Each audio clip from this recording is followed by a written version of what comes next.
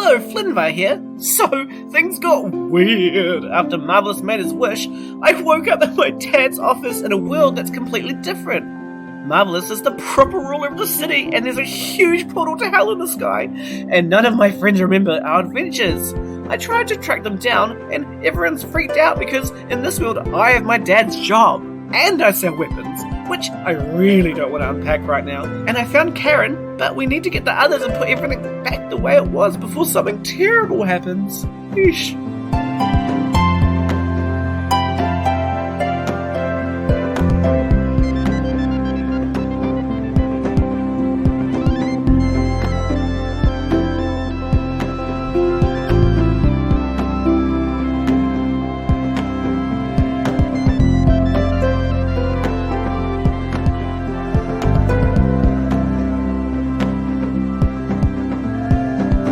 Kia ora everybody, and welcome to the terrible adventures of the Janice and Griffiths Parchment Company. My name is Penny D, and I'm going to be your alternate universe DM because that's where we at. That's what we're doing today, guys. Say hi, players. Hi, players. Oh, you did not. Come on, now I feel like a fool. And if I was to play a Disney character on a stage musical, like a live musical on stage, I think the character I would most be interested in playing is Yzma from The Emperor's New Groove. So good. Such a good poll. Because she's such a camp villain. Villains are by far more fun to play than heroes. Oh, Sucks to be you absolutely. guys. She's got a great costume. She's such a camp villain. The costume with the big eyelashes and the just pure evilness and would be really funny. I imagine the costume changes when, spoiler for a movie that came out 25 years ago, she gets turned into a cat would be really fun. Yeah, that would be my character, I think. Hello, everybody. My name's Liz, and I play Karen, the Dwarven Barbarian, and CEO of the Janice and Griffiths Parchment Company. Ooh, what's up with that? I know, right? Isn't that weird? Last time I heard, she was only a manager. Anyway, if I was to play a Disney character on a live show, now this is funny because when we came up with this, I knew my character immediately because when I graduated from school, we had a big party and it was Disney themed because we were the Disney generation. I graduated 13 years ago. It's don't think about that. Disney stopped after that, I'm pretty sure. I think Disney stopped after that too. Yeah. And everybody got assigned a character. And my character was Stitch from Lilo and Stitch. Oh, perfect. Hang on, I'm snapping. Hang on. Perfect casting. Perfect casting. So I would be Stitch. I can do a pretty good Stitch voice. You know, I can't really say anything, but I can kind of go. Okay, so Discord stopped recognizing what you were doing as a human voice, and we didn't hear that at all. Yeah, no, that's see, perfect. You can't go past that because he's not a human; he's an alien. And also, I'm playing him in the stage musical. It's really good casting. You have the perfect energy to play Stitch. Yeah, I know. You could easily murder someone, but you're also really sweet.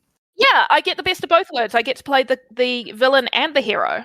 Yeah. Hi, I'm Nathan, and I play Flynvar, the now warmonger. No. The pretend halfling bard, taking over Daddy's business. So terrifying. Daddy. Hey. And he hates it. No. So my Disney character would be the genie. Yeah. Because he's camp and fun. Yes. You'd make a great And he doesn't genie mind as being on well. his own for a little bit. Yeah. He's You just make so such a much good genie. Some alone I think so you'd much make a fun. really good genie. I could see that. And he's so kind. And he's so cool. Would you be playing the Robin Williams genie or the Will Smith genie? Robin Williams. Question. There's only one genie. Yeah. Yeah, I Yeah. don't recommend the There's Will only Smith one. It's a good story. Okay. As a standalone. Well, that's right, because Disney ended 13 years ago, so there was no Will Smith genie. Exactly. Sorry, Yes. that's See? canon. We live in an alternate universe as well. Yeah. Someone used their wish scroll much better than what we did over here. Yeah. Save Disney.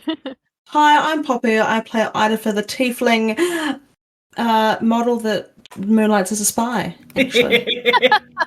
Idopher, International Man of Mystery, yeah. Yeah. If I were to play a Disney character in a live show, I would be Audrey Ramirez, and I had to Google that name because I just knew her as the mechanic chick from Atlantis. Oh, great Yeah. movie. Yeah. But like, I love her. She's the one who's got the like hard Michelle Rodriguez energy, right? oh yeah, yes, Mm, and like mm, mm. she's got the most comfortable looking overalls. She got a sweet thickness to her. She's sassy as hell, and she's powerful, and that's exactly what I would want to be on stage. And she knows how to fix cars, and I think that would be one thing that I'd love to know how to do. Oh my god, right? Hello, everyone. My name is Stephanie, and I play Pinky, the human person that now showers regularly and brushes his hair because he's really cool and rich and successful. And that's what people do. That's what cool and rich, successful people do. Yeah. That is what they do. And if I was to play a Disney character in a live-action theater musical, I would play Ariel from The Little Mermaid. One, because she is my favorite princess, and two, I also think it would be fun to like swim around on stage and, you know, stage magic, and that would just be really cool to be like, That "Ah, does I'm sound actually fun. swimming." You would definitely get some cool like crane strings to like let you fly around the stage, and you just do the like hip thing to make it look like you're swimming. That's awesome. Yeah, that's right. And then, you know, I wouldn't get like water in my nose and eyes because that's a huge like irrational fear I have when I'm swimming underwater. It's is disgusting, and like, it feels I don't like it. awful. Yeah, It is so, yuck. Yeah. So stage magic, yeah. I think you'd be a really good fit for Ariel. I think you've got the kind of wide-eyed kind of optimism. Oh, that absolutely. he has. Like, I'm I think- 16 years old. I can do what I want. Yeah, I think you Look, can embody that You'd look energy. great. You'd look great in a clam bra. Oh, And I look feel like if amazing you in the had like some camera. bright red locks, oh my oh god. God. Ooh. I would love to have bright red hair. Not gonna lie. But this isn't a Disney stage musical casting podcast. It is a D&D podcast. Players, how do we feel about playing some Dungeons and Dragons? I'm so Let's ready. go. Let's go! It's basically like a stage musical, right? Yeah, just more death.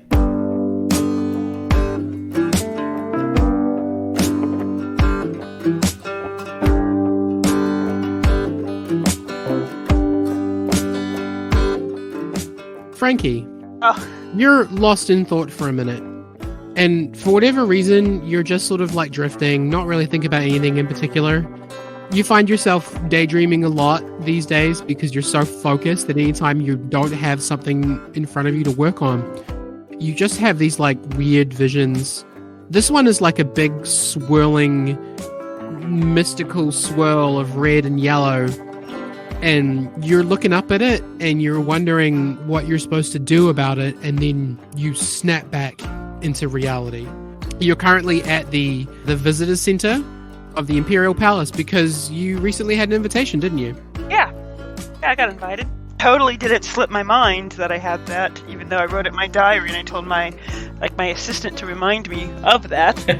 Totally. The crabby looking demon running the desk is looking up at you and like tapping this big like grotty claw on the surface of the desk, just waiting for you, and again just says to you, name.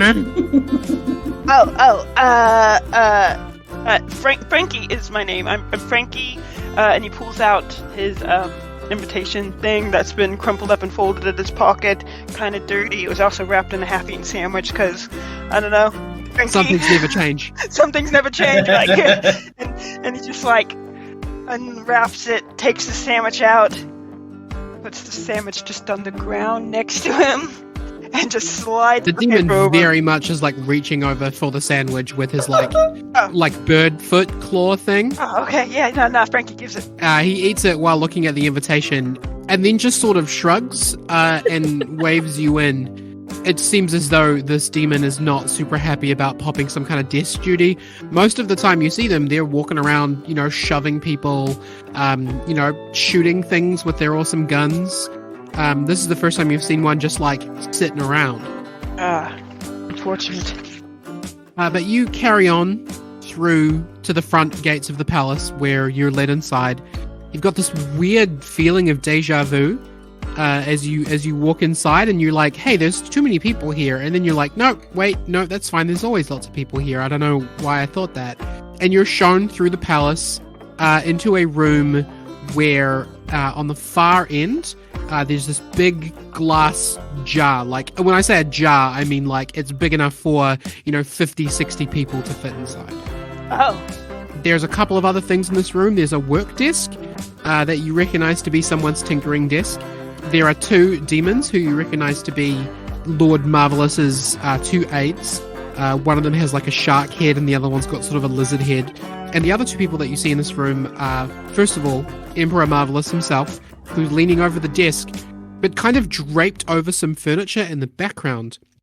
You see the fashion model whom you see on billboards every single day as you walk between work and home.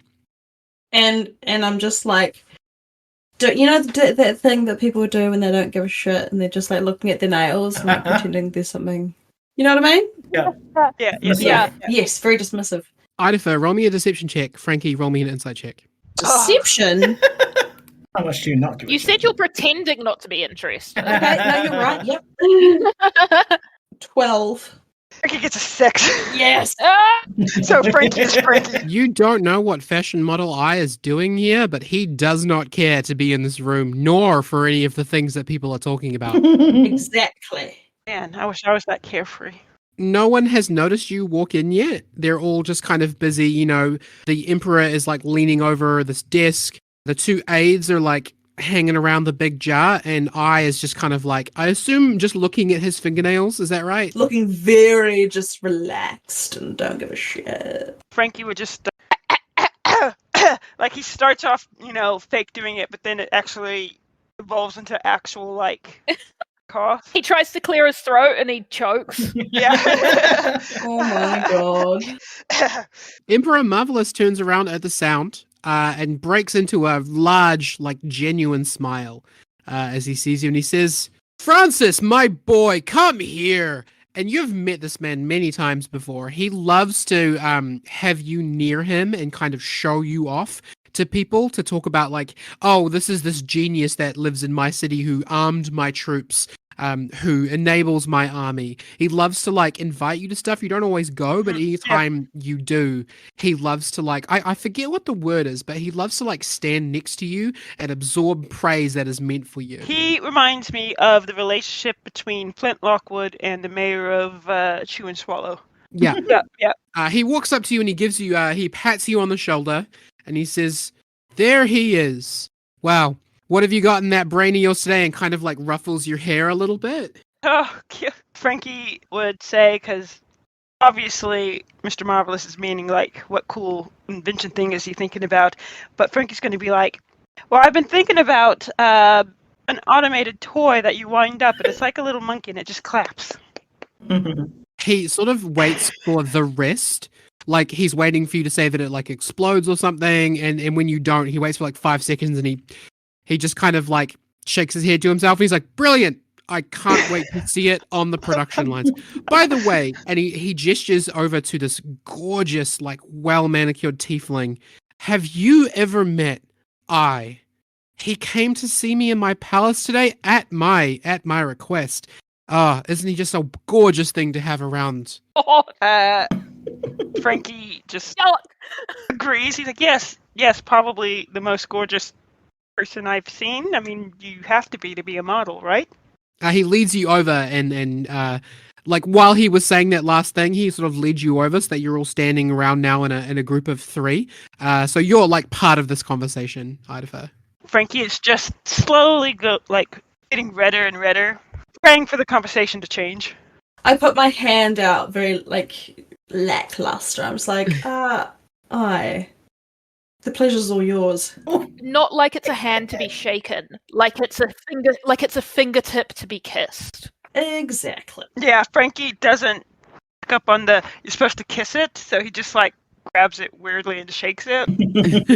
I imagine like from the top, like a crane claw sort of thing. Yes. Like he has to look at it for a little bit and be like, okay, I'll just shake it. What the hell? Frankie's successful. He's still weird though. Idopher, what's your read on this lanky but still like somewhat suave looking man? He's got messy hair now because the Emperor messed up his hair, but like, what's your read on this guy? You would know who he is by reputation even if you'd never met him before. I am underwhelmed because I assumed that someone with his reputation would have a bit more to him, but But also, I think he's kind of sweet, like adorable. That's Frankie. He says, well, never mind, lad. There'll be time for socializing with supermodels later. And he puts his arm around your shoulder and leads you over to the desk. And he says, I wanted to talk to you about the potential. I'm not doing the other voice, right? So I'm just going to go deeper now. I wanted to talk to you about the potential of this invention that you've made. I think there's some real promise here for a truly amazing weapon. And Frankie, you've invented a lot of things in your life, and you're surprised to get over to the desk to see that what's over there is just a plain black tile, 5 feet by 5 feet, and you recognize it to be a really early invention that you haven't thought about for like a year. It's a gravity pad. Oh, A gravity pad. wow, this is sort of a blast from the past. He says, and he chuckles a little bit, trying to make like guns. Would you like to tell me about gravity pads, or would you like me to explain them to you?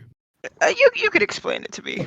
Yeah, so this is something you invented a long time ago. It uses graviturgy magic, and essentially it's something that you could stick to a surface, and then while you are adjacent to it, the gravity, like it's like if you wanted to work on something on a wall, you stick to a gravity pad to it, and then you can kind of stand on the wall without needing a ladder. Again, you could like work on a ceiling or on a pole or anything. It's something that like a lot of like handymen tend to use, but it's not something that you've ever thought of as being like weaponizable. Yeah, so Frankie's just a little bit sort of confused. It was like, well, what other limitation? Like, what is the, like? I thought I've done all I can on this.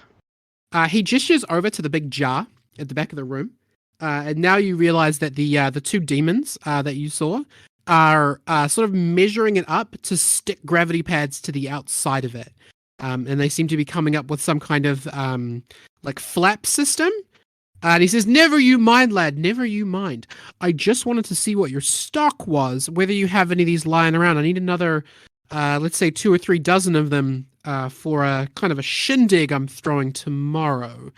This is, I wouldn't say it's going to be particularly effective on a battlefield, but I think it's just the thing for what I'm working with. Oh, I mean, I could always throw a few more together. Do you think I could send some men over or some demons over to your warehouse and pick up another few? Because I'm going to need them pretty quick smart. Yeah, that shouldn't be an issue. Frankie quickly notes it down. He shoves a contract in front of you. It seems to be an order.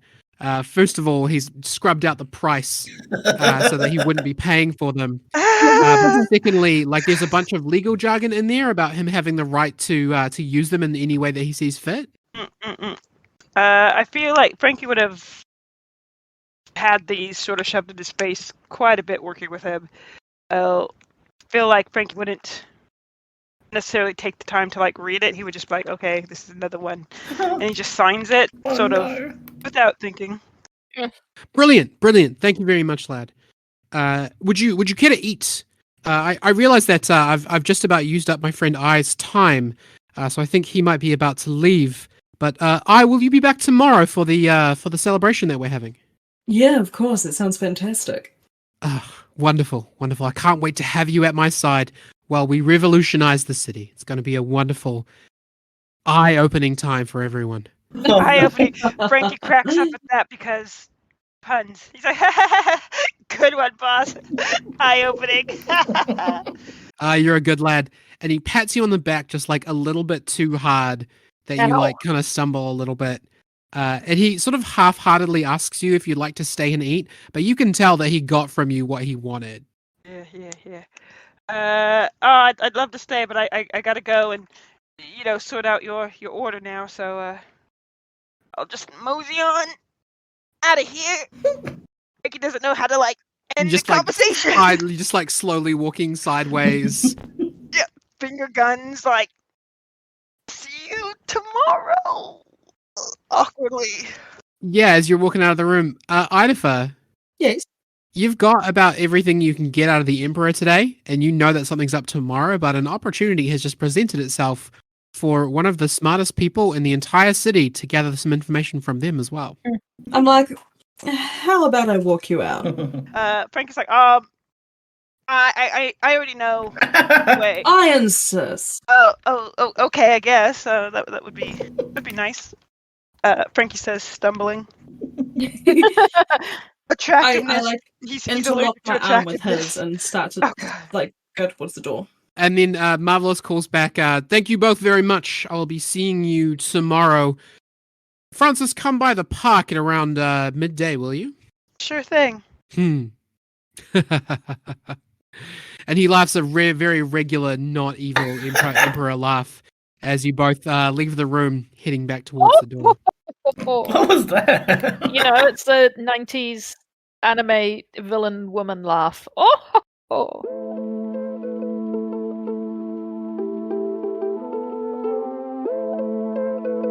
Karen, Yes. you have, sitting in your little meeting space in your office that used to be your husband's office, probably the most premier weapons dealer in the entire city. Very dangerous, and you've heard shady man who has come into your office, like the weirdest stuff happened, and you've invited him to sit down and explain himself. His behavior since he arrived has not matched his reputation one bit. Yeah, very, very different. So Karen she goes to the door and she looks out and she says, wait, what's our receptionist's name again? I think it was Darlene. Darlene, it was Darlene. But it's not in this universe. There is another receptionist who is a dwarf. Linda. You tell me what her name is. Or his name. So receptionists can be guys too. Karen's been hiring women. Her name is Samantha. Fantasy Samantha. Great, yeah. So you're Fantasy Samantha. I was going to suggest Stevia because she's really sweet, but you know deep down that it's fake. Oh my god! Oh. She hurts my I've tummy. changed my mind. Her name is Stevia. That's perfect. Yeah. What do you say to her? Karen goes to the door and she pokes her head out. She says, Stevia, darling, would you mind going and grabbing some high tea for us? I'll be taking it in the office. 2 sets, all the cakes and little sandwiches you can muster, please. She nods sweetly and then rolls her eyes once she thinks that you can't see. I can see. Karen thinks that this nervous man in her office needs some cakes. Such a mum. You gotta feed the nibs, man. Yeah, some cakes and some very sweet tea. So she goes back and she sits down. She says, Mr. Onagon, if I am to believe you, you are not a bloodthirsty weapons merchant, but instead a hero of some kind, and you know me because you used to work here. Is that correct? Yes, I was almost top of the sales quite a lot. Oh, well, congratulations. We could actually do with some good salespeople in our team at the moment. It's pretty dire out there. But anyway, sorry, don't mean to bother you with work talk. We can discuss it later. Maybe it's a sales funnel. Maybe.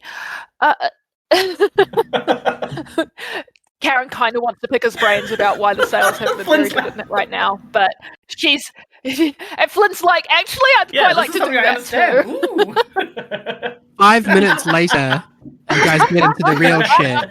The tea has arrived. There are cakes. Flynn's already had 2 or 3 of them while explaining some basic sales techniques. And then you both realize that you're here to talk about something else. Yeah, it's true. But you know what? That 5-minute conversation has kind of proven to Karen that Flynn is who he says he is, because this is not a weapons dealer at all. This is a sales merchant. He's a salesman. Genie-like kind of character. He has great customer service. He works closely with his clients. He's not like this big, huge billionaire man. So yeah, this was great actually for assuaging Karen's mind a little bit. And she says, Mr. Onagon, tell me about this axe. And she kind of picks it up again, and it feels good in her hands. How did you get me to summon this? I mean, I was really nervous, to be fair. I did not know what exactly would happen, but all the times that we've kind of been under the under the pinch and had something happen, our amulets have always come through for us. And I thought, right, I've still got mine for some reason. You've still got yours. Let's see what happens. And then I was actually just really hoping for the best, if I'm to be honest. And it worked out, which is basically how all our adventures start and finish. So, it's pretty on point. Well, I'm glad it worked out, Mr. Onagon. Yeah, me too.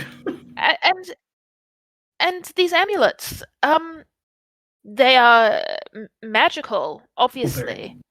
Are they electrum based? How do they work? I've never. I'll just pause you there, Karen. Oh. You have not really had that much experience with electrum. It would not be the first thing that you would go to. Wouldn't I? You know of it, but it's definitely not like it's not something that you like keep around. Right. So Alakast hasn't done her thing. Who? Oh wow! Okay. Oh, All right. She died in a cave. All right. That. Okay. No, don't worry about it. So these amulets, they're magical, I suppose. Are they artifacts of some kind, left over from the previous age? Yeah. So they belong to the gods. Oh. Well, at least like wrapped down and around that, and so we kind of were like. We accidentally got given them, and then we've slowly been finding out their origin, and we didn't really know. We were just paper currency people, and in the interim of doing jobs at a portrait company, we're going on adventures, and, a couple of handbags and fingers got lost in between, and friendships were made, and now it's just really important that we put the world to right, because there didn't used to be a giant hellscape that was the kind of horizon. That's not the norm, and it's not right. And a very, very bad man made a wish on a very, very powerful spell to make this world like this. But I'm not quite sure why that wish. He said, "I wish to be the emperor." Ha ha ha ha ha. That kind of wish wasn't. I don't know why that made me to be like my dad's role, or you to be like Jade. Where's Janice? Like, where's the small, well-dressed no? Oh, Janderson retired a couple of years ago, I would say. He's probably at his retirement home. Retirement home? Yeah, at his family town. I forget the name. It's lovely. It's all in the forest and It stuff. was the Lazy Susan. I went there once. Yeah. There was vampires, and Ido got naked. Lazy Susan. There were vampires? Yes, the Lazy Susan, you're right. Okay. So, for two things. You said that a very bad man wished to be the emperor, and that's why the world is the way that it is. And there's a big old hellscape on the horizon. Trust me, I would prefer it if it wasn't there too. Are you talking about Emperor Marvelous? Yes, but in my world, and our world, he's just a gangster. A bad gangster. That has, like, overalls and a top hat and minions and shit like that. Overwhelmed. Come, he picks up another cake. Yes, eat another cake, darling. It's okay. Have a sip of tea. Don't drink too fast. Yes, Yeah. it's okay. And, I have no idea where to find Idopher or Frankie. And they could be gone in the world, and that's just terrifying. Karen, roll me a history check. What's my history? That's pretty good anyway, though. 22. Oh, wow. Nice. You know that the only Idopher that you know is a famous fashion model whom you've never met, but you see on billboards, and you see a lot of replica statues of him in shop windows and stuff. You don't have enough information about the other name to know who that is. Yeah, Karen says, "Oh, Idopher. Yes. Do you mean I? I mean, yeah, but... Come and have a look at this." And she leads Flynn over to the window, and she points out of it, and you can just see kind of past a couple of buildings. There's a billboard on the side of one of them, and it's just kind of peeping out, and it's this huge face, and he's doing the blue steel, and he's selling perfume. And it says, "I love to smell like I love to smell roses." Something. The writing on the billboard says "Beauty is in the nose of the beholder." It completely missed the obvious pun that was smacking them in the face. What's the pun? It would be the eye of the beholder. The 'cause eye your of name the is Eye. beholder. Oh, for fuck. Beauty is in the nose of the beholder. I'm in love with this. I love this. I mean, amazing. That's way better than the janitor. But that's how I know. That's It's how... way better than I. That's way better than I love to smell. But yeah, she points out the window and she says, "Is that who you're talking about? The tiefling? He's very famous." Well, that's this world's version of our Idopher. A bit of shade thrown, okay. and he was a janitor. Yeah, it was. I can't I think he was good. I'm not sure. I don't know. believe that. Excuse me? So much shade. I can't quite believe that. He's Well, this universe's version of Flynn is a bitch. he's so famous. He got picked up right out of school, and he's been working for years. And I believe he even has the ear of Emperor Marvelous. Not the. Sorry. So for some reason, in Marvel's Wish, we've also become kind of somehow successful, even though I'd rather not. I don't like my success, but that's beside the fact. Okay, so we could look up I and book him for like an event or something to get him on our side, so we can chat to him, and I can also get him to know who he is. Well, that's not a bad idea. But I would like help to find out a way to get him to know who he is without attacking him, because that was kind of scary. Could have gone very well. That was very scary. Yeah, Flynn, I panicked. I have a very important question to ask you before I agree to help you with this. Oh, okay. Is Barry in your world? Yeah, and your kids. Like, do you have kids in this world? And Do you have a husband in this world? yes, of course. Three of them. Yes, and Barry's my husband. And That's way too many. Okay. Then I will help you. Yeah, Barry's so lovely. He's like the ultimate house husband. Oh, that's so good to hear. That's so good to hear. He crochets for you, I'm pretty sure. Oh, he does. He's very good at sewing. He's wonderful at embroidery and. Okay. I'm glad to know your marriages are working.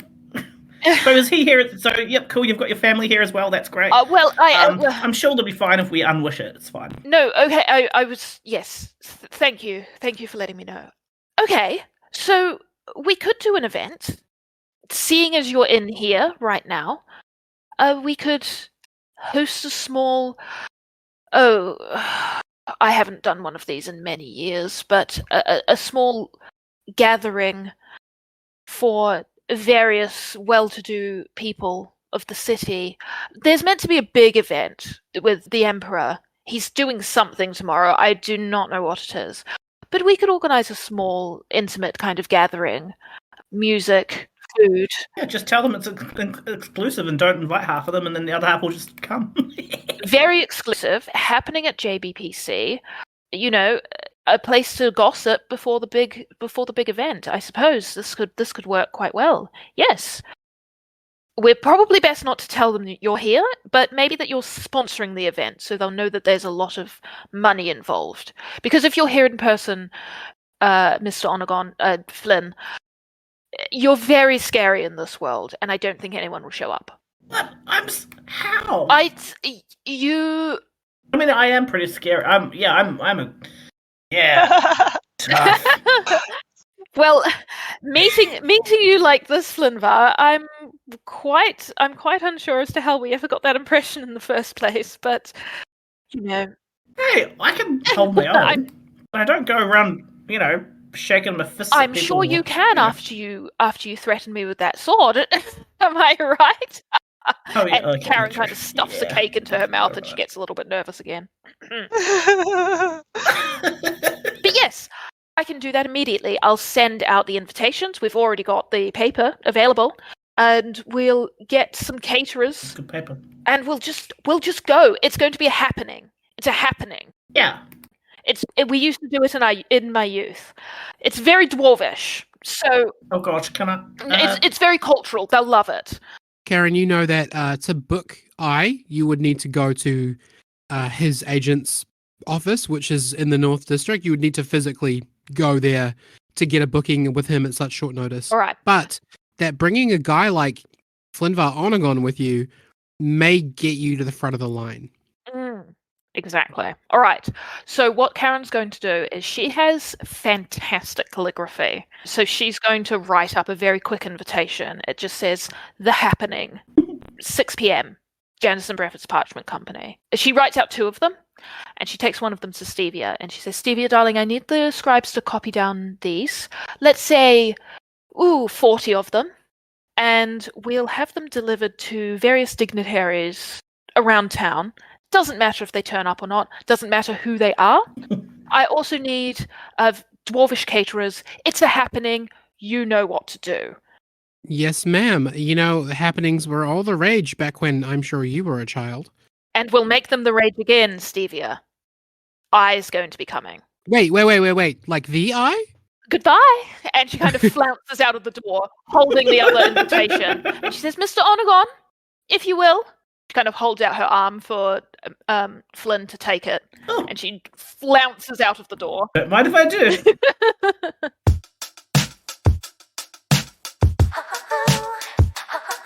Ido and Frankie. Yes. Bye. Yeah. Ido led you to the door of the palace. Did you chit-chat, or were you mostly chill with him? Frankie would have had an internal pep talk, okay, yes, the really good looking guy. Doesn't make him better than you. You're super cool now, cool. Cool, confident. So he would have made polite conversation, I guess, but walked with purpose. And also he's got a lot to do now. But yeah. Roll me a performance check, Frankie. Performance. Sweet Jesus. Okay, let's go. Ooh, that is a not natural 20. Oh!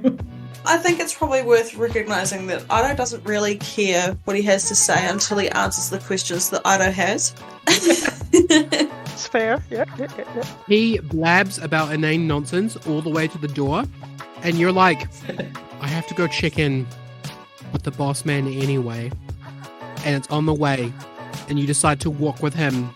You're done with the palace for today. Okay. You decide to walk with him, and you'll see if you can get anything out of him on your way. And eventually, when you're ready, you'll just break off and go back to HQ. Yeah. Okay. So, we go roleplay this thing? Yeah, you're walking down the, very well manicured streets of the North District, headed south, just walking and talking. Marvelous has spoken a lot about you. What is it that you do? I think a better question is, what don't I do? No, but seriously, what do you do? It's I am. I don't want to say, when the Emperor has wants, desires, comes to the only man that he knows he's going to get it from, and he says, as an example, and he points to a street light, and he's like, before you used to have to light those by hand. Now it's continuous. Oh. I did that. Oh. And he'll just point at various little things around and just be like, yep, that was me. Yep. Kind of like Maui from Moana, and he's singing his song, You're Welcome, be like, everything you know. I was going to say this is giving tradie boyfriend vibes, you're walking down the street. Too, yeah. I worked on that roof. I worked on that fence. I put in those windows. I invented that gun that demon is holding. Well, how did you begin working with the Emperor? Well, he came to me. He's a smart man, and he realized that I'm probably a smarter man. Frankie says because he's starting to forget how to speak. He recognized my potential. He sat in a few of my classes that I was teaching at the university, and he made me an offer I could not refuse. Offer? Really, I really couldn't refuse. It was in the contract. Oh, what was the offer? Do you want some help with this? Yes, please. You are basically set up for life in terms of wealth. You sold your gunpowder patent to Onagon War and Weaponry and agreed to let them mass produce this combustion rifle that you've created. You have enough money basically to do whatever you want, just tinker for the rest of your life. You don't even have to come up with anything useful, but you still do. Yes. Wow. Yeah. Soldier Soul. soul. Always so. That's so interesting. Idopher, Yes. roll me an intelligence check. Oh, come on, Penny.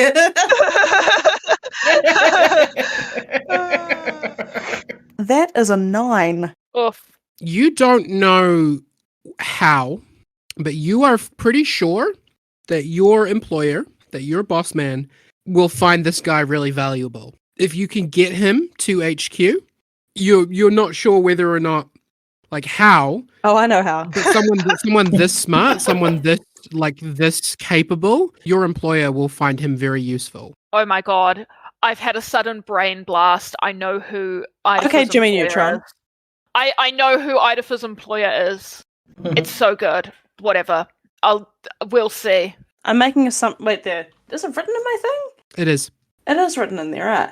Didn't you say before we Yeah, started? exactly. Yeah. I'm being cagey on purpose. Yeah. Okay. Okay. Obviously, that comes to my mind. I'm like, oh my gosh, he would be great.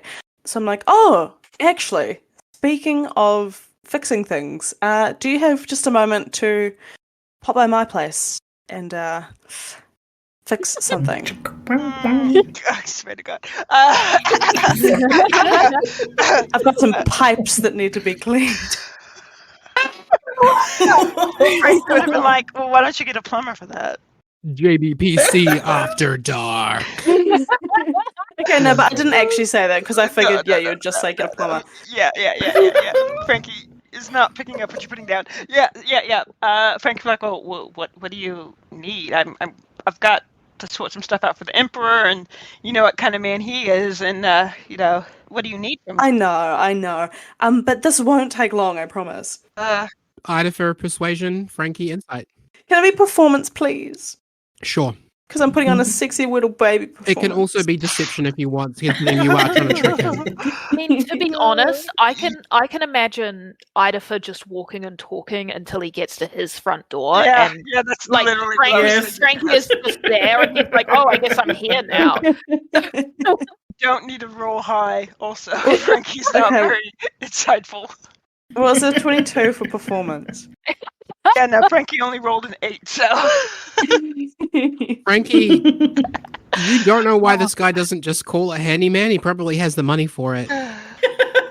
Maybe he's got something especially interesting that a regular handyman just couldn't deal with. Yeah. Frankie's a bit like, okay, like, fine, I guess. Like, real quick, I've got a little bit of time. Yep. Let's go. So the two of you break off your original path. Idopher, you're not heading home. You're heading for Resistance HQ. And along the way, you find yourselves coming up on just a little bit of commotion. Yes? You guys are supposed to make intrigued noises, and then I'm going to swap to Oh. Flynn and Karen. Oh. Noise. Commotion. Commotion. What? In the ocean? Oh.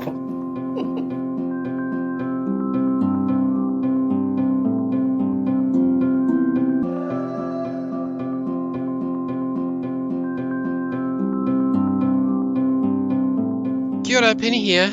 Sorry about the quality of my delivery today. I happened to be sick while setting this up, but I wanted to make sure the episode went out on time, so please bear with me. Thank you to all our Patreons for supporting the show. James Courtwright, Samsara, Secretly Ed Sheeran, Don't Tell Anyone, Claire McDonald, Jules Bergesser, Violet, Shobna Lee, Alex Moore, Lyndon Hood, Jesse Wesson, Disturbed One NZ, Andrew Evans, Luna Chris, William Evans, Steffi James is awesome, and Danielle, the Tea Lady of the Tea. I really appreciate your support, and I'm glad to hear that you're coming back each month to get a little bit more goodness. I hope you are enjoying the exclusive content I've been posting. It's nice to be able to put up a giggle that wouldn't fit into the show otherwise.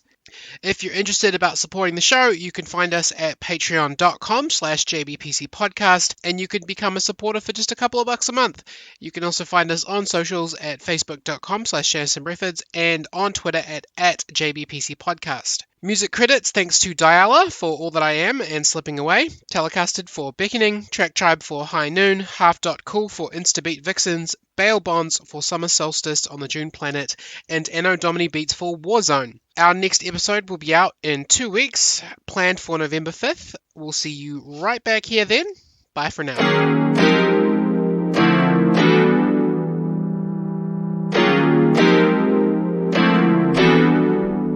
Flynn and Karen. Yeah. Dum dum. First thing you do is you hop on a train. Karen, you lead Flynvar straight to the local train station where it leads up the stairs to the thing where you could hop onto the centipede train. And it is not quick because every 10 steps, Flynn's like, that place used to make cat food. That place used to sell newspapers. That guy used to wear a blue hat. That lady wasn't pregnant in my dimension. It's been 18 months since Emperor Marvelous took to the throne, Flynvar. It's quite possible that she was, but she just wasn't showing yet, or, it hadn't happened yet, because I don't know. True. It is impolite to ask that of people. That's the one that Karen got fixated on for some reason. She's a mother. The pregnant lady. You take the train to the North District. You sit quietly and roll me perception checks, both of you. Perception. 20. Oh, a natural 20, 25. All right, Karen, the amount of whispers and people looking at you out of the corner of your eye as the two of you travel together makes you feel really uncomfortable. You can hear the words Stonecutter and Onagon being whispered to one another around the train, over the top of the clackety-clack. Flynn, you also, you get that every time you look at someone like you would every day when you take the train, you, meet people's eyes and smile at them, maybe tip your hat a little bit. Every single person you meet eyes with immediately breaks gaze and looks somewhere else. Oh, that's sad. I'm scared. You travel on the train for 15 minutes. You hop off at a North District station, and you go down the stairs, and when you get to the bottom of the stairs, you are stopped. And you turn around, and you can see a tiefling guard, flanked by a fairly gross-looking, slimy demon, flanked by a bobby. The tiefling says to you, papers, please. Yeah, Karen passes him her papers. Halfling. Oh, rude. But yes, here we go. The tiefling doesn't like you standing up for yourself and saying rude, but you get the feeling that the demon recognizes you. Karen, they're going through your papers, and you realize that Stonecutter, and it starts looking through the rest of your papers, taking a really close eye on them. And then he turns the page and he's like, "You throwing some kind of happening, Mrs. Stonecutter?" It's invite only. And you realize that the invitation you had drafted up got handed along with your ID, and the demon is checking it out. Oh, well, a small pre-celebration in anticipation for Emperor Marvelous's big news tomorrow. Roll me a persuasion check with disadvantage. Is he just upset that he wasn't invited? Probably. Oh, that is a 16. The tiefling snatches the papers away, looks you up and down, and says, Stonecutter, secret meeting. And then they whisper to each other for a moment, and you hear the word insurgency being thrown around, Karen. And in your head, you hear a voice. Oh! It says, "Now, ma'am?" Not yet, she says back in her head. You almost imperceptibly shake your head. Mm-hmm. You know that whoever has that voice can see you. And then the demon and the tiefling turn around and they shrug and they elbow the bobby, who starts lurching over to you, and basically grabs onto you, trying to hold you in place, while the tiefling and the make an attempt to handcuff you. What? Hey! The demon says, "You wanted for questioning for this little bit of suspicious gathering against the Emperor. I don't think that he would be all that impressed to know that a Stonecutter's gathering people to talk about him." It's not. It's not about my family. It's about making new friends and connections with Mr. Onagon, the broker of bloodshed. And then she kind of whispers to the demon and she says, "It might be my family name, but it is not me. I live here in Ymir City. I'm loyal to Ymir City. Don't lump me in with them." Karen, roll me a history check. Yeah. 8. You've heard stories that the guards just kind of arrest whoever they feel like. Mm. Some people come back with, having, been beaten to a pulp. Some people don't come back. Mm. And she looks at Flynn like, be the broker.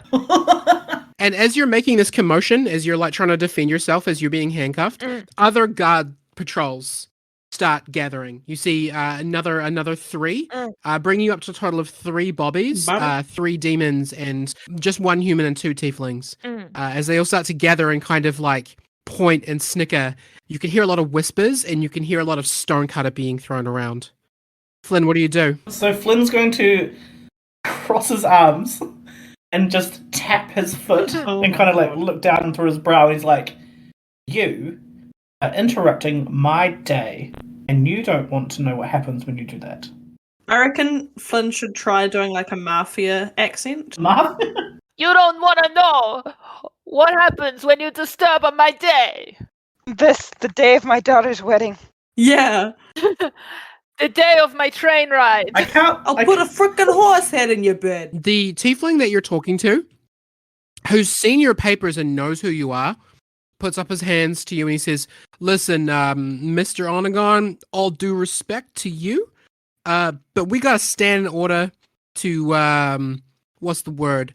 Detain any suspicious dwarves that might be related to the insurgency.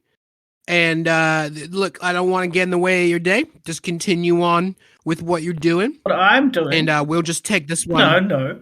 They are organizing things on my behalf, and what I'm doing is gathering a collective of well-to-do people, which has nothing to do with you, because you are not well-to-do, to have some sandwiches and look at pretty people. Karen, the bobby pulls on your arm hard, and it hurts. Okay, so what I'm going to do is I'm going to wait until the next train leaves, because there'll be extra sound, there'll be, maybe a whistle, maybe some smoke. It's a centipede train. Sure, let's say the train that you just got off of, everyone has disembarked and everyone has embarked, and it is just pulling out now with that like scratchy, clackety noise that they make as they pull into speed. Yeah, and as the train kind of leaves and the sound kind of shakes through the station, it distracts everybody for a moment. Karen says in her brain, "Now." The scene around you erupts in a swift chaos as from rooftops above you, from like behind bushes and lampposts, and from people who were dressed in plain clothes. What? Insurgency dwarves who have been following you since you left the Parchment Company with this stranger. Oh my god! Your personal insurgency guard take action. There are at least a dozen of them moving so quickly, moving so quietly, as they all run to deal with the bobbies who are surrounding you. Holy shit. Flynvar, you are so confused by what is happening, but through the chaos, you see something really, really concerning. You see Frankie and Idopher walking in arm in arm right towards you. Oh gosh. Everybody roll for initiative. Okay. Oh my gosh, I'm so excited. Everyone for themselves. I got a 15. Yes, I got a 14. Karen got a 12. Frankie got a 10.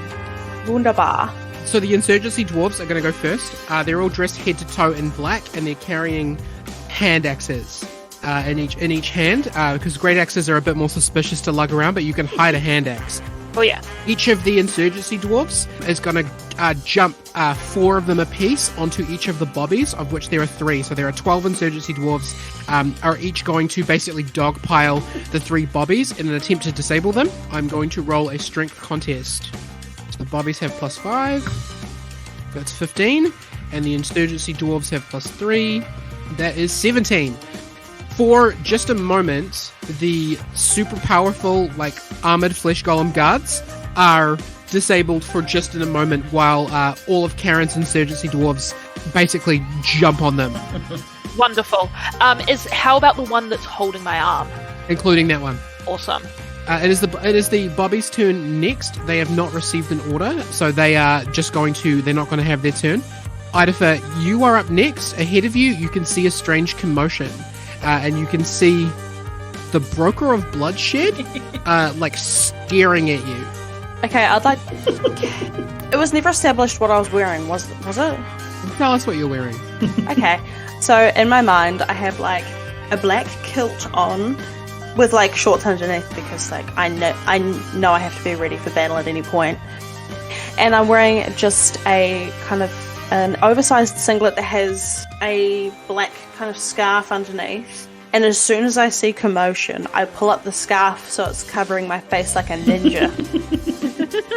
I mostly just want to check out the area because in my mind I want to keep Frankie safe. Or Francis. Roll me a perception check. Oh, that's a 29. Oh, 29? Yeah. You have seen something else. So the situation as it stands is at the very bottom of the stairs that would lead up to the nearest train station. There is some kind of kerfuffle. There are guards attempting to arrest a dwarf that you don't know. Also, Flynvar Onagon, the Broker of Bloodshed, appears to be there.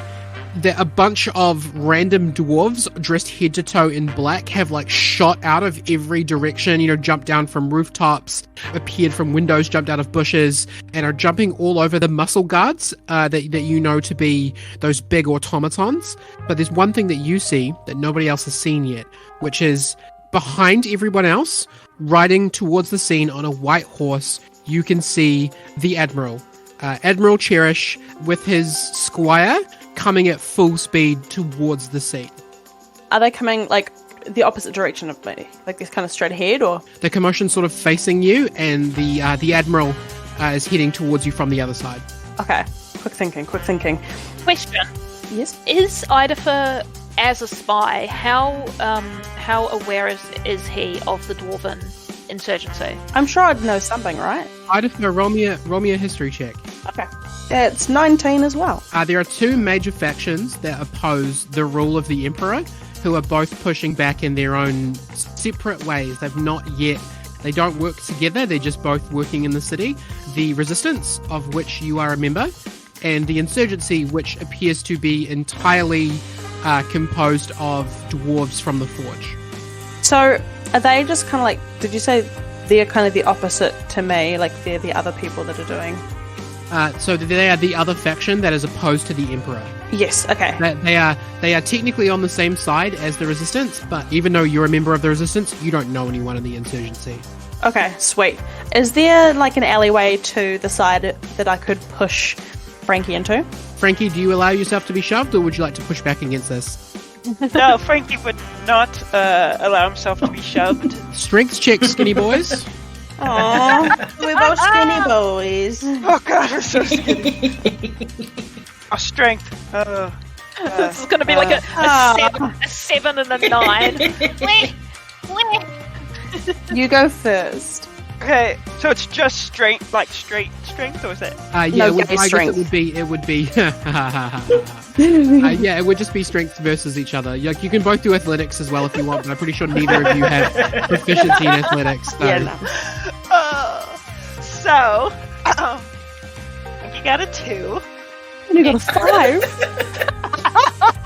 Frankie, you are shoved not very convincingly into a nearby alleyway, but only a foot into it. You're now technically in the alleyway, but you're still standing.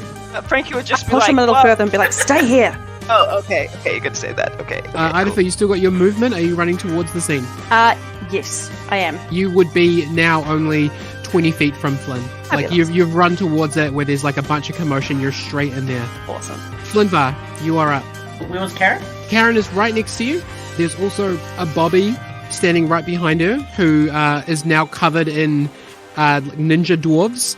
And there are probably 4 other guards, 2 tieflings and 2 demons quite near you as well. Is she still being held by him? Because of the quickness of what just happened, she's currently free. Although she is handcuffed. I'm going to...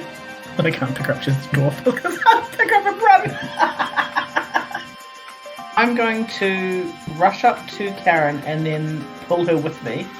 Be like, this way, I see them, and just use my action to dash us and inspire Karen to move quicker. I'm gonna inspire. Ooh. Okay, so you've used Bardic Inspiration on Karen. I get a D8 now, don't I? D10. D10. All right. And do you use any actions? I cast Wall of Force so that anyone on the other side of us can't get to us. You, Idopher, and Karen are now in a box of force field. Or is it a line? So there's a line, so Like a wall? basically there's me and Karen, which I'm pushing towards Idopher and Frankie, and between us and all the kerfuffle, I put down the Wall of Force so that anyone coming after us will just bonk into the wall. All right, yeah, that's fine. That's fine. So go ahead and mark off your spells. Flynn, something weird happens when you cast a spell that you've never felt before. The electric tingle of magic feels like a burn instead. You like Ooh. core magic from inside you, and where it usually is like a nice like sparkly tingle, this feels more like a flame. And it comes from inside you, and you push it up, and the Wall of Force appears, but in like a burst of fire, and then the fire goes away, and that invisible wall is there. Oh, that is not natural. That was... Karen! Insides. Karen, you're next. All right. Karen says, "Excuse me, Flynvar." And she kind of shakes her head and remembers the feeling of summoning the great axe, that great burst of energy from within her, the fire within her. And she wrenches her arms apart behind her to rip the handcuffs off. Roll me an athletics check. Okay. I'm going to be using the D10. Yeah, go ahead. So that is a 19 plus 5. That is a 24. Karen, you like allow yourself to be dragged along with Flynvar away from the guards. Flynvar does something, and a bit of fire pops out, and then you're just like, all right. And you That was reach weird. deep into that weird feeling that you felt when he touched your skin, and you call it forth, and from within you a harsh, painful fire erupts, enabling you to just like pull the handcuffs apart like they're made of candy. Yeah. Fuck yeah. We're right up next to I now, right? Yes, you are all together. Oh, friends. Oh, except for Frankie, who's 30 feet back in an alley. His turn's soon. Karen turns to I, and she kind of looks him up and down and sees the bandana around his face, and she goes, anyway, Model I, Idopher, What? the insurgency has need of you. We're going this way. And she's starting to keep Flynn and Idopher running back towards the alleyway. Oh, okay, the alleyway where I've stored Francis. Yes, where you've stored Francis. She kind of takes both of them by the elbow, and she kind of spins Idopher around, and she's heading back towards the alleyway. Oh, okay. Idopher, you can choose to allow yourself to be led or not. I will, because this woman looks strong. She just burst into flame and broke out of handcuffs right in front of you. So yeah, she seems pretty strong. Mm-hmm. And then said the insurgency has need of you. Yeah. She doesn't know who the hell this guy is. The guards are next. The tieflings are going to basically use their turn to command the bobbies to chase their prisoner. That is going to be their turn. And the remaining ones who are humans are going to shoot arrows after you. But those arrows all bounce harmlessly off the wall of force that Flynn has placed. Yay. Bonk, Frankie, bitches. it is your turn. Before we go to Frankie's turn, did anyone touch Idopher? Yeah, Karen did. Where? On his elbow. Sorry. Idopher, are you wearing long sleeves? No. Karen, when you touch Idopher, there is a burst of purple light. When you touch your skin to his skin, Idopher, you now find yourself wearing a surprisingly unfashionable hunk of jewelry, kind of like held by a leather strap that bursts into appearance with a crazy amount of purple light, and it's now around your neck, and in your hand there is both a spectral rapier and a spectral sickle that you don't know where they came from, but you are running. It takes me, like, I am freaked out by this. I immediately drop the two weapons in my hands. Do they, like, just disappear? If you don't want them, they would disappear. Yeah, I don't want them, so they just, like, vaporize. And then I grab the amulet and, like, just try and throw it off my neck. You can't take it off. What the What is Keep this? going, keep going, keep going. Frankie, it's your turn. Okay, so Frankie sees all this. Frankie be able to see where he is. And Yeah, absolutely. You can see all of this. Just push me just slightly into the... Literally 2 Like, feet into an alleyway. Okay. First gets pushed against his will, and then watches Ido run away, which, that's not a bad sight. And then... Yeah, I'd love to watch him sprint away. and then sees this group of people, one of whom he probably doesn't recognize, like, who's that random dwarf? But Frankie's sense of, like, right and wrong, he hates what this whole thing has become, and kind of he feels a little bit responsible because, he did it. But that's a whole other thing. So what Frankie does is he effectively going to cast a sanctuary on Karen. Oh. Karen, you are now blessed with Sanctuary. Anyone who tries to attack you will have a hard time doing so. That's a bonus action, Frankie. Is there anything you'd like to do with your action? Probably not, since everyone's running towards him. He's assuming they're all going to come to him. We'll hold an action to blast him with a firebolt if anyone tries to attack anyone else that's not Karen. You hand out your spell on this dwarf that's running towards you, like eyes just ablaze with fire. You're like, that person needs protecting, and you can see that like Flynn and Idopher are like running along with her. In the background behind you, the demon guards have now drawn their weapons, which you know to be these like gunpowder rifles that are like lethal at medium to close range. Each of them let go a blast, but Frankie, you see something amazing is that just behind you, all of the projectiles seem to hit an invisible wall, and all of the demons begin swearing. At the end of the round, the Admiral is going to catch up. Flynn, this is not who you would expect to be someone named the Admiral. You see Captain Cherish, the man who betrayed you in the old world, on a white horse. You've seen the Admiral before in like her official regalia, and he's wearing like a male version of that, like the shoulders with the little tufts on them, big like grand white collar, big jacket kind of thing. But also you see that with him running to keep up and holding a big sword out for him to take at any moment, you can see your friend Cassie. No! Oh, shit. He takes the sword from Cassie and begins swinging it at some of the dwarves that he can see. I'm going to roll 3 attacks against 3 of the dwarves. First one is a 16 hits. Second one is a 22 hits. Third one is an 11, does not hit. His big sword, combined with the force that he has when he's on this horse and swinging his sword, is going to knock 2 of the insurgency dwarves off of one of the bobbies. Top of the round, the insurgency dwarves are next. The 2 who got knocked off, as they fall off the bobby and land on the cobbles, they're each going to do a forward roll, and both of them disappear into a puff of smoke. Karen, now that you are out of harm's way, what would the dwarves do next? Their standing order is not to put themselves in harm's way, but instead to follow Karen unseen and unheard. Sure. So as Karen gets away, they also start fading away into the cityscape. Sure. So, the ones on the edge of the battle just fade away. The remaining dwarves who are dogpiling on the bobbies just... each of them just disappear into like a dusty smoke, leaving the guards confused. Do they do anything else with their turn, or are they just back to tracking you? No, I think that because their standing orders are to not get hurt, like Karen specifically wants them just to more be like a guerrilla force that comes in, does some damage, gets out of there.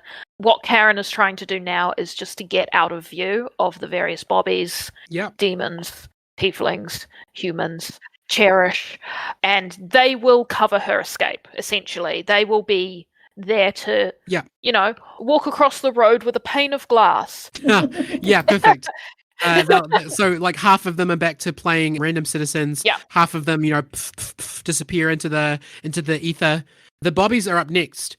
And the 4 of you hear something that you've heard before. Flynn, you've only heard this in one occasion before, but the three remaining of you, at night, this has woken you up in the middle of the night before. It is a terrifying sound that you've never heard up close, but you know that when you hear it, destruction follows. The 3 bobbies scream. All 3 of them, like, bolt towards you, and all three of them run just head first, full speed into the wall of force. I'm going to roll some saves. First one fails. Second one fails. Third one succeeds. The third one manages to scramble over the top of the invisible wall. Frankie, go ahead and roll me an attack with advantage for the firebolt that you were holding. Okay. Attack with advantage. Roll. That is 18 to hit. Oh, kill him. Oh. You draw from the fire around you, from the fire in the atmosphere, as you know how to do, and you bring your sidearm up, which is it's a gun similar to what the guards have, but this is a one-of-a-kind thing, and you use it to focus the fire around you, and a little ball of fire sits in the chamber, and when you pull the trigger, it just goes straight into the head of the Bobby, climbing this wall that you didn't even know was there, hits him straight in the face, and he falls back down. That is the Bobby's turn. The four of you now have a turn in a block, so I'm going to give you guys an opportunity to essentially roll to escape from this situation. Yeah, yes, please. Okay, Cool. sounds good. What do I have to roll? I'll let you guys decide. You guys pick a skill check based on how you're getting out of here. Is it a disguise? Are you rolling deception? Are you running as fast as you can? Is it athletics? Are you using a spell to get out of here? Is it an arcana check? You guys tell me what group check you're rolling. I would like to stealth, but what are you guys like? If we're going with what we're strongest at, I'm strongest at athletics, so like Karen's instinct is just to gap it. But I mean, probably all of us have got something different that we would like to do to get out of here. Yeah, but I think because Karen is such a powerful figure, she probably would be the leading. I think we'd probably go strength, even though Frankie and I aren't very good at it. So, if, for example, if you wanted to climb the building, you could roll acrobatics. What I want to find out is I don't want to do a group check of something that one of you is good at. I want to pick something that a few of you are okay at and use that to get out of here. Yeah, because I could do acrobatics. Maybe we could do an acrobatics. Yeah. Yeah? We could do an acrobatics. What do you guys feel about that? Is that okay? Yeah, Frankie is okay at that. Well then. You guys pick. What group check are you rolling? I mean, to be fair, Frankie would probably just cast fly on himself and fly up the door, but that's fine. The three of you who are climbing, roll me a dexterity acrobatics checks. Frankie, roll me a dexterity arcana check. And this is still a group check. Karen got a 22. Nice. Frankie got a 24. Nice! Ido got a 9. Oh. I got a natural 20. The DC to get out of here successfully was 15, and you have all passed together as a group. Frankie, crouches and then just flings up into the air. Karen, you grab Flynvar and you just throw him with this crazy strength that you found, and he catches onto a washing line that's hanging in between the buildings and just uses it to propel himself up to a balcony and then up to the roof. Idopher, you go for a similar move. You try to jump off a box and you do the thing that ninjas do, right? Where you go wall, wall, wall, wall, but on your way up, you do accidentally start to slip, and Frankie grabs onto your hand to catch you and bring you the rest of the way up to the roof. 100% Frankie would. And he'd smolder too. Just looking. Do you mean smolder as in looking good, or smolder as in he On is fire. literally burning? Yeah. Yes. Because his jetpack is singeing. His jetpack is singeing his jacket. Frankie, what does it look like when you fly? Do you have jet boots? So you do have a jetpack? What does your fly look like? So it's kind of like a brace, but it's under his clothes. So with his fly, it will sort of bust out from his back. He hasn't quite learned how to create something that doesn't destroy clothes. This is a prototype, but it looks a lot more put together. So it looks like a bunch of cylinders that creates the wings, but the cylinders, instead of being flappy wings, are just flames, but they look like feathers, and he looks like a flaming bloody angel because he had this weird sort of vision I'm pretty sure I've seen these women with wings this one time in a dream that kind of looks like fire, so I'm going to recreate that. It was just a dream, totally not the world he's from. Idopher, when you slip and your hands touch each other, as Frankie zips back down to help you the rest of the way up, your skin touches one another, and Frankie, there's a burst of red light as you're blinded for just a moment, and then you realize that hanging oddly heavily around your neck is this necklace, really similar to the one that you can see Idopher is now wearing that he wasn't wearing before. Yours is red. and in your hands, fumbling up your controls for your flying contraption, you're now holding a weird crossbow, but you do still manage to help Idopher up the rest of the way. Karen's kind of jumped up after Flynn, and she's at the top of on the roof, kind of jogging away, like, oh my gosh, oh, I've never done anything like that before. That was very exciting. But you have, though. So we've got I. What do you mean you've got me? We were looking for you. Who's the guy next to you? Who are you? Oh, isn't that Professor Francis Delaney? One and the same? You are, right? Yeah, that's me, I assume. Oh my god. Oh, Flynn, you must be making a mistake. That's Professor Francis. He works for the Emperor. You work for the Emperor. This has turned out to be a bit of a... This is awkward. I'm feeling a lot of awkward energy. While everyone's talking, Idopher, your sense of the situation, you know that you're not out of the woods yet, and it's only a matter of moments until you are caught up with. There are very likely guards rushing to this area from every direction, and you can only think of one safe place not far away from here to get Frankie and whoever these two are, and that is the Resistance headquarters. Mm-hmm. Roll me an insight. Okay. That's a 19. You're taking a big risk bringing the Broker of Bloodshed to your hidden headquarters. Yeah.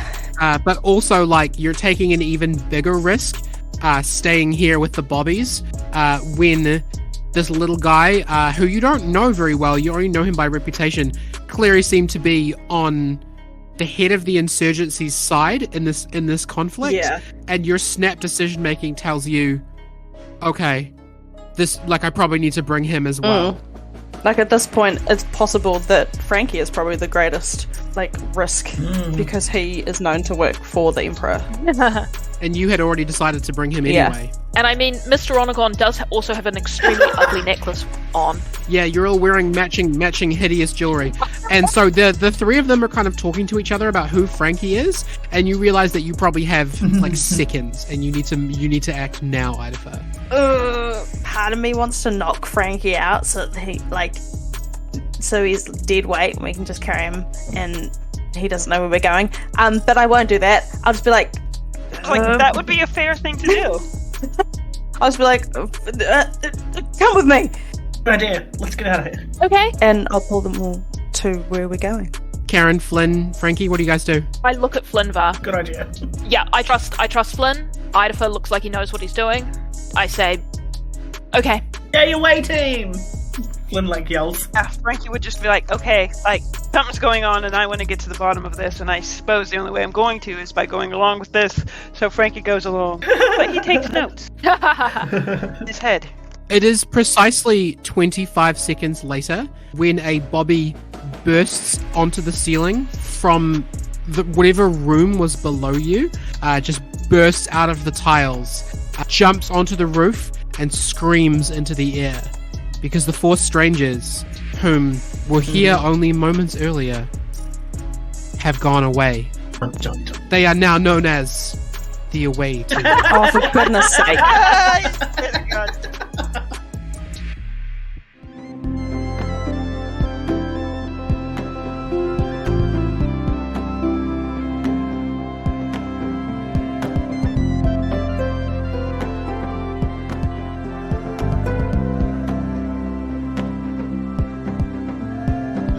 There they go, fools on my leash.